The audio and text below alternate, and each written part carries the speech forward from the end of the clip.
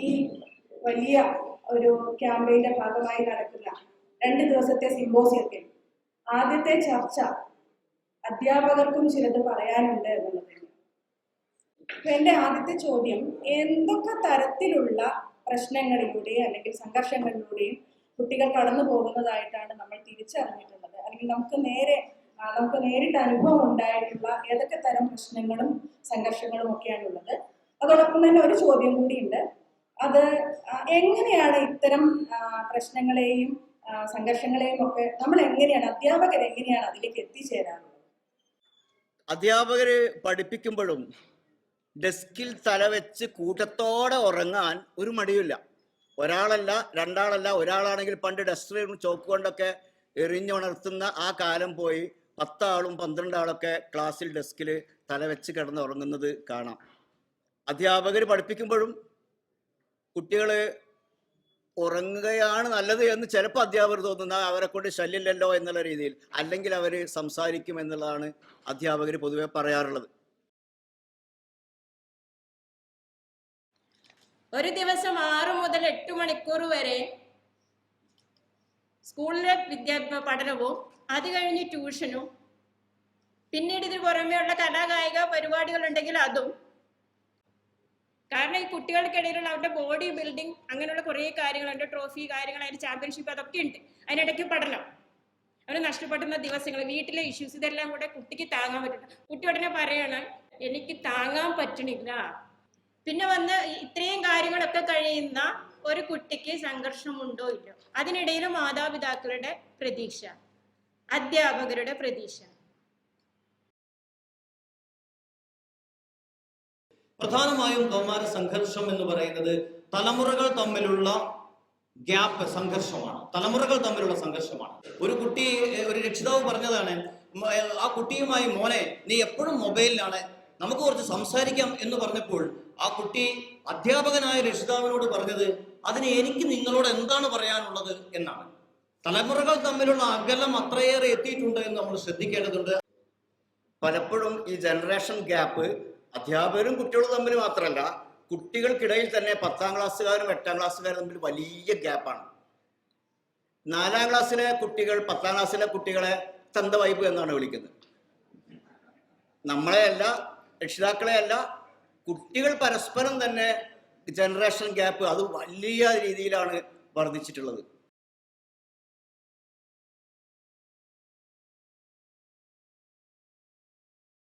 അതുകൊണ്ട് തന്നെ ഇതിൻ്റെയൊക്കെ പേരിൽ സംഘർഷങ്ങളുണ്ട്. ക്ലാസ്സുകൾ തമ്മിൽ 8ഉം 9ഉം തമ്മിൽ തല്ലുന്നു, 9ഉം 10ഉം തമ്മിൽ. ഞങ്ങളുടെ സ്കൂളിൽ UP ഉണ്ട്, 7ാം ക്ലാസ്സുകാരൻ 5ാം ക്ലാസ്സുകാരനെ തല്ലുന്നു. ആ രീതിയിലുള്ള ഈ അടിച്ചമർത്തുന്ന ഗാങ്ങുകൾ തമ്മിലുള്ള കൂട്ടത്തല്ല്, ഇത് പെൺകുട്ടികൾ തമ്മിലും ഇടയ്ക്ക് കൂട്ടത്തല്ല് ഉണ്ടാവാറുണ്ട്. അതിൻ്റെ പേരിൽ പിടിക്കുമ്പോൾ പെൺകുട്ടികൾ പറഞ്ഞത്, എന്താ ഞങ്ങൾക്കും തല്ലിക്കൂടെ എന്നാണ്. പ്രത്യേകിച്ച് റീലുകൾക്ക് റീച്ച് കിട്ടാൻ വേണ്ടിയിട്ടുള്ള സംഘർഷങ്ങൾ കാണാറുണ്ട്. ജൂനിയർ വിദ്യാർത്ഥിക്ക് റീച്ച് കൂടിയാൽ സീനിയർ വിദ്യാർത്ഥി അവിടെ സംഘർഷങ്ങൾ ഉണ്ടാക്കുന്ന അവസ്ഥകൾ ഉണ്ടാവുന്നുണ്ട്. അതിൽ ആ അടി ഒരു വർഷം മുഴുവൻ ചിലപ്പോൾ നീണ്ടു നിന്നേക്കാം. കുട്ടികളുടെ കൂട്ടത്തിൽ ഒരുത്തൻ അല്ലെങ്കിൽ ഒരുത്തി എന്തെങ്കിലും തരത്തിൽ അല്പം ഉയർച്ച കാണിച്ചാൽ അതിനെ അടിച്ചമർത്താനുള്ള ഒരു ശ്രമമാണ് പൊതുവെ കുട്ടികൾ കാണിക്കുന്നത്. ഈ പ്രത്യേകിച്ച് ഇൻസ്റ്റയിലൂടെ കുട്ടികൾ കൈമാറുന്ന പല കാര്യങ്ങൾ, അത് ലൈംഗിക ചുവയുള്ള ചാറ്റിലേക്ക് പോകുന്നത്, നഗ്ന ദൃശ്യങ്ങള്, നഗ്നതാ പ്രദർശനങ്ങൾ. ഈ ഇൻസ്റ്റാ ചാറ്റുകളെ കുറിച്ച് രക്ഷിതാക്കൾക്കോ അല്ലെങ്കിൽ അധ്യാപകർക്കോ യാതൊന്നും അറിയില്ല. ഇൻസ്റ്റയിലൂടെയാണ് പല വെല്ലുവിളികളും നടക്കുന്നത്. നേരത്തെ ടീച്ചർ സൂചിപ്പിച്ചു, ഇൻസ്റ്റയിലൂടെ ആ വെല്ലുവിളികൾ. ഫസ്റ്റ് ഇയറും സെക്കൻഡ് ഇയറും 9ാം ക്ലാസ്സും 10ാം ക്ലാസ്സും 10ാം ക്ലാസ്സും 11ാം ക്ലാസ്സും അവർക്കൊക്കെ പേരുകളുണ്ട്. സോവിയറ്റ്സ്, റൊസാരിയോസ്, ഇങ്ങനെ പല പേരുകളുണ്ട്. ഇതിനുള്ള വെല്ലുവിളികൾ, ആ വെല്ലുവിളികൾ തീർക്കുന്നത് പല സ്ഥലങ്ങളിലാണ്. അത് വീഡിയോ എടുക്കാനും റീൽസ് ഇടാനുമായുള്ള മത്സരങ്ങൾ നടക്കുന്ന ശ്രമങ്ങളുമുണ്ട്.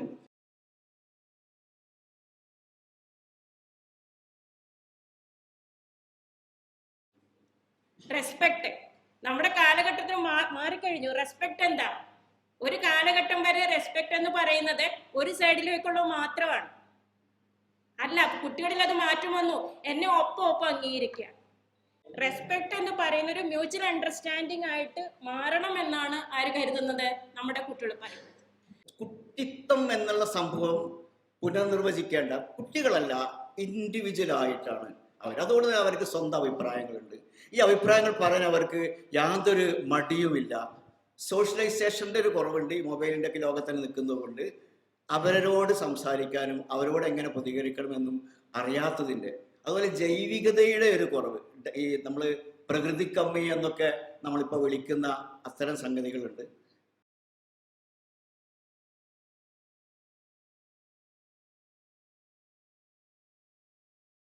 പിന്നെ വയലൻസ് ആൻഡ് ഡിസ്ട്രക്റ്റീവ് ബിഹേവിയർ വളരെയധികം കൂടിക്കൊണ്ടിരിക്കുകയാണ്. കാരണം എൻ്റെ ക്ലാസ്സിൽ ഞാൻ ക്ലാസ് എടുത്തുകൊണ്ടിരിക്കുമ്പോൾ ഒരു കുട്ടി ഉറങ്ങരുത് എന്ന് ഞാൻ രണ്ടാമതൊരു പ്രാവശ്യം ചിന്തിച്ചിട്ട് പറയേണ്ട ഒരു കാലഘട്ടത്തിലാണ്. പണ്ട് നമ്മുടെ അധ്യാപകർക്ക് പെട്ടെന്ന് അങ്ങോട്ട് പറയായിരുന്നു. വെറുതെ തച്ച് തകർക്കുന്ന സ്വഭാവം, പോകുന്ന വഴിയിൽ എന്തൊരു കണ്ട ചവിട്ടി വേസ്റ്റ് കൊട്ട ടക്ക്. അത് ജൂൺ ജൂലൈയിലൊക്കെ എല്ലാ വരാന്തയിലും വേസ്റ്റ് കൊട്ട ഉണ്ടാവും. അത് വെറുതെ ഒരു തകർക്കുന്ന ഒരു ശീലം. പലപ്പോഴും നമുക്കറിയാം അവരെന്താ ആഗ്രഹിക്കുന്നു അത് അപ്പം തന്നെ അവർക്ക് കിട്ടിയിരിക്കണം എന്നുള്ള രീതിയിലേക്ക് ക്ഷമാശീലം അവർക്ക് കുറവാണ്. അത് ഏത് രീതിയിലുള്ള കാര്യങ്ങൾക്കായാലും സഡൻ സാറ്റിസ്ഫാക്ഷൻ ഓഫ് ഡിസയേഴ്സ് നമുക്ക് കാണാൻ സാധിക്കും. അതുപോലെ തന്നെ നമുക്കറിയാം അവരുടെ സംഘർഷങ്ങൾ സ്കൂളുകളിൽ അധ്യാപകരോട് പറയാൻ ഈ 65 ആൾക്കും ഒരു പക്ഷേ കഴിഞ്ഞുകൊള്ളുന്നില്ല.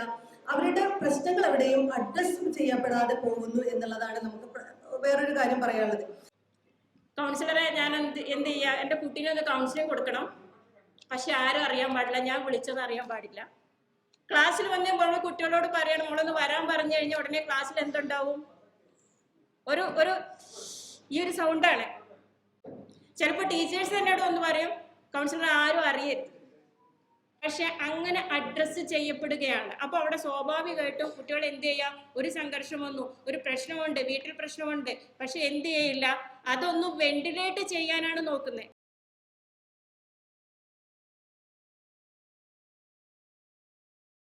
അവർക്ക് അവരുടെ ഇമോഷൻസിനെ പ്രസന്റ് ചെയ്യാനുള്ളൊരു വേദിയായിട്ടാണ് അവരെന്തിൽ കാണുന്നത്. സ്കൂളിനെ മാത്രമല്ല, അത് വീടായാലും അവരെവിടെ ഇടപെടുന്ന സ്ഥലങ്ങളായാലും അവരുടെ ഇമോഷൻസിനെ അവർക്ക് പ്രസന്റ് ചെയ്യാൻ പറ്റും. സംസാര അവകാശം എന്നാണ് അവരെ പറയുന്നത്. മറ്റുള്ളവർ എന്ത് കരുതുമെന്നുള്ളതുകൊണ്ട് മാത്രം നമ്മളൊക്കെ പലതും ചെയ്യാതിരിക്കാറുണ്ട്. പക്ഷെ അങ്ങനെ ഒരു പ്രശ്നമേ ഇല്ല. മറ്റുള്ളവർ എന്ത് കരുതുമെന്ന വിചാരമേ ഇല്ലാത്ത ഒരു തലമുറയാണ്. തങ്ങൾ വിദ്യാർത്ഥിയായിരിക്കുമ്പോൾ എങ്ങനെയായിരുന്നോ വിദ്യാർത്ഥി സമൂഹം, ആ കാലത്തെ വെച്ചുകൊണ്ടാണ് പുതിയ വിദ്യാർത്ഥി സമൂഹത്തെ അധ്യാപകർ അളക്കുന്നത് എന്നുള്ളത് കൊണ്ടാണ് ഈ സംഘർഷങ്ങളുടെ ഏറ്റവും പ്രധാനപ്പെട്ട കാര്യം. ഒരു സിലബസിന് അപ്പുറത്തേക്ക് സംസാരിക്കുമ്പോൾ രണ്ടാമത് ഒന്നുകൂടി ചിന്തിച്ചിട്ട് സംസാരിക്കേണ്ട ഒരു രീതിയിലേക്ക് കാര്യങ്ങൾ പോകുന്നു. രാഷ്ട്രീയമായാലും പൊതുവായിട്ടുള്ള സാമൂഹ്യ പ്രശ്നങ്ങളായാലും ഈ ക്ലാസ് റൂമിൽ ഇരിക്കുന്ന കുട്ടി അതിനെങ്ങനെ വിശകലനം ചെയ്യുന്നു, ഏത് രീതിയിലുള്ള ബിഹേവിയർ ആണ് ആ ഭാഗത്തുനിന്ന് ഉണ്ടാവുന്നത് എന്നും കൂടി നമ്മൾ പേടിപ്പെടുത്തിക്കൊണ്ട് ഉള്ള ഒരു അന്തരീക്ഷത്തിലേക്ക് കൂടിയാണ് പോകുന്നത് എന്നാണ് പറയാനുള്ളത്.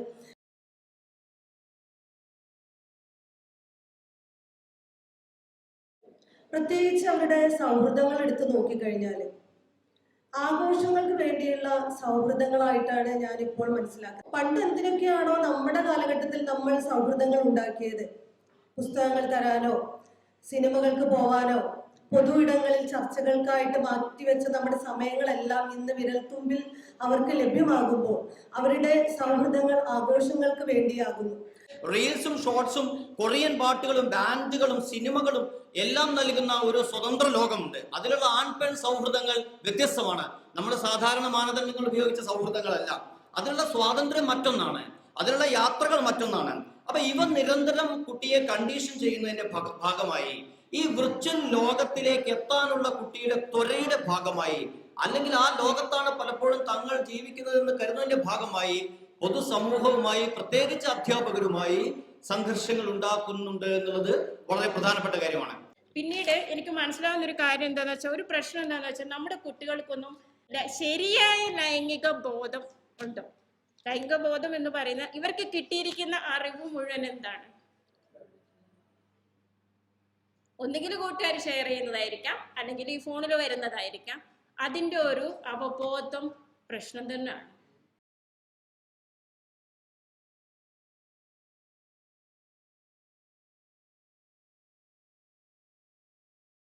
പക്ഷെ ഒന്നിനും ഒരു വിസ്മയമില്ലാത്ത ഒരു തലമുറ അതേസമയം സ്വന്തം ഇഷ്ടങ്ങൾക്കും താല്പര്യങ്ങൾക്കും അമിതമായ പ്രാധാന്യം കൊടുക്കുന്നു. പക്ഷേ ആ കുട്ടിക്ക് പറയാണ്, ടീച്ചർ എനിക്ക് ഐ കോണ്ടാക്ട് ഇല്ലാത്ത.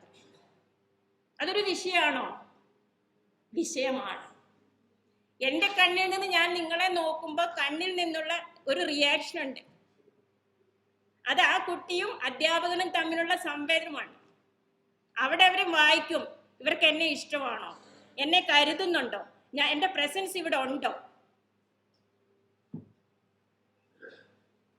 ഇതാണ് കുഞ്ഞുങ്ങൾ നമ്മളെ മനസ്സിലാക്കുന്നത്.